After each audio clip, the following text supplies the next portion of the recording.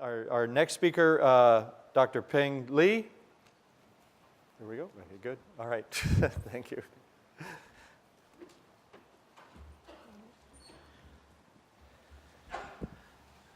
I really want to thank you, the S3 team, for inviting me to come to this great meeting to introduce our industry, to speak for the rendering industry. And I would like to introduce the dedication of the U.S. rendering industry in reduction of forage fish in the aqua feeds. And we are renderer. What do? We collect the raw material, the unconsumed parts from the meat industry, and convert that to the valuable ingredients for aquaculture feed, livestock feed, pet food, oleochemical, and the biofuel industries. It's just some pictures from the beef rendering and also the poultry rendering. And also we collect the feathers and hydrolyze them to get rid of those keratin bonds and make them very digestible by the animals, farmed animals and also aquatic animals. When you look at the picture, you can see under microscope, those feathers do not look like feather anymore. That shows the good practice of rendering.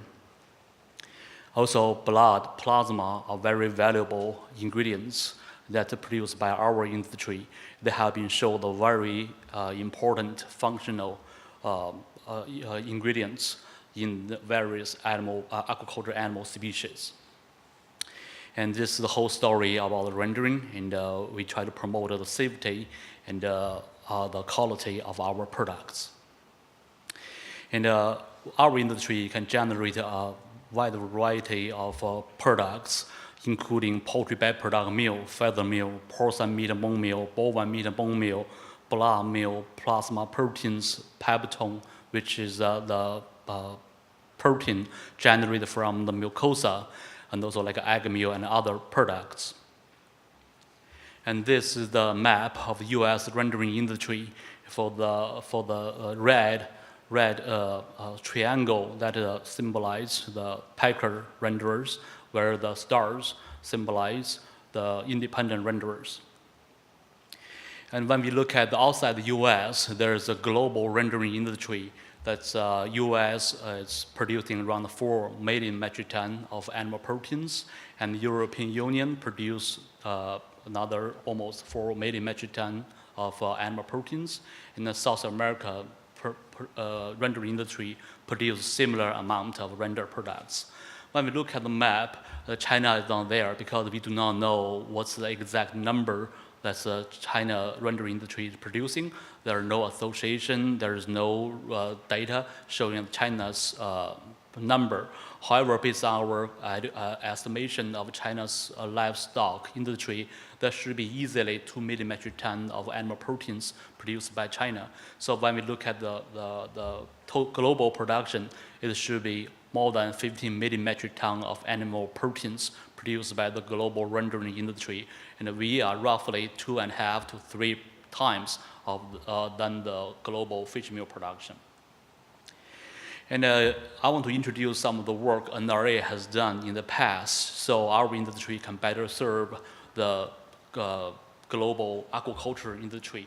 And we always try to define the nutrient profile and the functional components in the marine proteins, land animal proteins, and the plant proteins, so we can better understand the nutritional basis for the fish meal replacement and the fish meal reduction.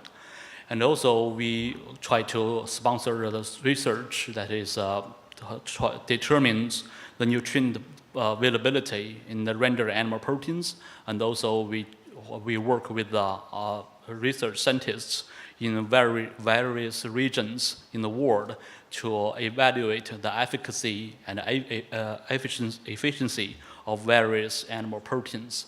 And Dr. Wang Yan, which has been our long-term cooperated research scientist, he will give more information in his presentation tomorrow morning.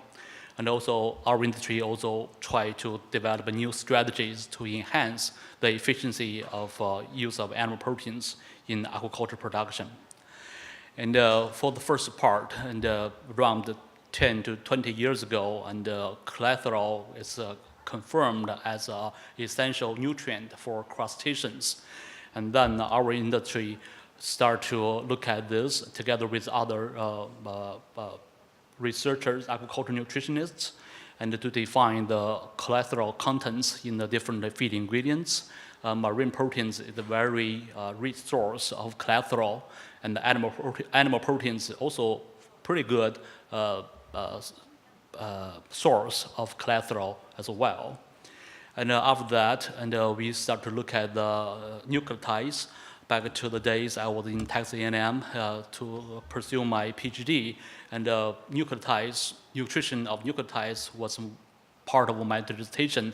I have been very interested in that part, and Dr. Gallen and I, we wrote the papers, review papers, and also the book chapters to introduce the progress with the nucleotide nutrition in the aquaculture and the aquaculture feeds.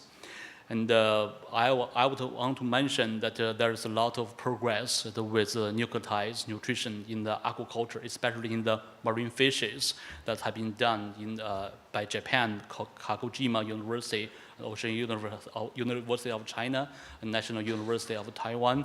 A lot of great data showing that the nucleotides are very important nutrients for aquaculture species. And NRA was able to define the nucleotide concentration in the various animal proteins, and including marine proteins and the land animal proteins. And we found very comfortable that we are also a very good source of nucleotides. That explains why poultry meal was so well accepted in aquaculture industry, aquaculture feed industry as alternative ingredients. And also we also very interested in the amino acid profile, and we not only look at the essential amino acids, we also look at the non-essential amino acids. Back to 2009, and Dr. Jesse Trusansky and myself, we worked together to write a paper, review paper, and get published on amino acids to introduce the functionality of various non-essential amino acids. And I make some example here, and the taurine has been mentioned earlier in this workshop. And the taurine is very important, and taurine has a lot of functionality, and this is the only available in the animal products.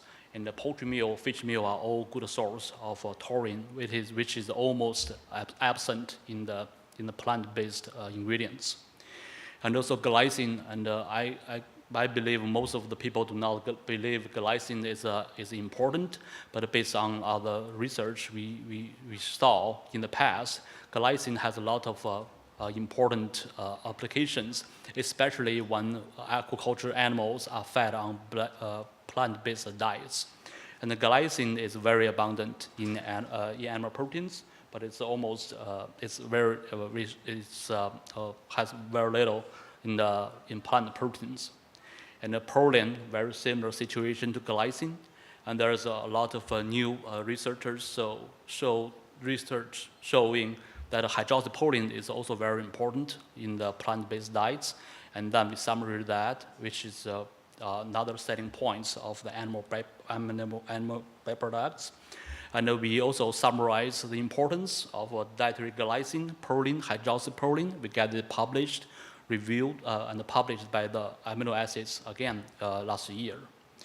And then before Dr. Sergio Nates left our industry for many renewables, and he did start to look at this peptide size. And this is the award of complexity, but we start to look at the peptide as well. Then we believe there are more functional components inside animal proteins. Creatine, polyamines, we have to define one by one. There's a lot of functionality associated with animal proteins. For our industry, we also make a lot of changes in the past. Number one, we try to produce high protein, low ash products. A lot of members start to segregate their raw material for that. And because of the strict quality control, safety control, we can produce a really highly consistent products now. And in the past decades, rendering industry has been optimizing the processing technology. So when you look at digestibility, availability of nutrients of the medium bone meal and feather meal, you can see the trend is increasing. And there's more work to be done to further to digest feather meal to make them more available for the aquaculture feeds. And some of our members that realize the functionality of the viscera, and they have the more mild way to do it for that purpose, and then to generate better products, try to maintain the functionality of our products. The more the trend would be the use of the fish hydrolysate, combined use poultry meal that to replace all the fish meal in the carnivorous fish diets, such as yellow catfish. It become emerging trend and for that. And we definitely hope that our efforts can be seen by the aquafeed industry and by our consumers. And we look forward to cooperation with other partners, especially the DHA, EPA providers, and also the palatants solution providers, and to better use our products in aquaculture. Thank you very much.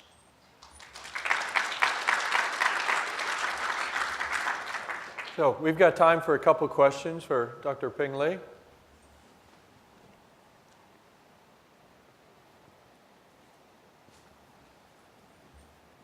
I think this is another example, kind of like soy, of a really mature industry that has been supplying a lot of ingredients for some time. What other things do you see on the horizon of new rendering products, like hydrolyzed feather meal? So is there any other new ones that rendering people are coming up with? We believe the visceral hydrolysate, like a liver digest, the heart digest, visceral digest, and they also have a lot of palatability and attractability. They have been used for the companion animal feed, pet food for a long time. And a lot of our customers believe they will be also very important for the fresh water or even marine fish culture. And we also believe the plasma and the peptone that come out from mucosa has been long overlooked by the aquafeed industry. And I hope that the more attention can be focused on those ingredients. And we try to not just promote our industry as a supplier of digestible protein, but also a supplier of functionality for the aquafeed industry. Good point. Okay. Any other questions? Oh yeah, David, please. And I apologize if this is outside your scope, but if the NRA could influence regulation in some part of the world or multiple parts to encourage more use of your products in aquaculture, like what regulations and in what areas would you want changes? Right now, I don't think the U.S. aquaculture industry has any issue in accepting our products. Just the U.S. aquaculture is relatively small, and because the U.S. is so efficient to produce the beef, pork, and the chicken. But for the other countries, and we definitely want to work with the regulatory agencies to relieve the ban. And as you may know, the number one issue in our industry is because of the concern of the BSE. Almost all the regulatory agencies stop the international trading of bovine materials to be used, to be traded across the border. This is some of the market access issues we have been working on.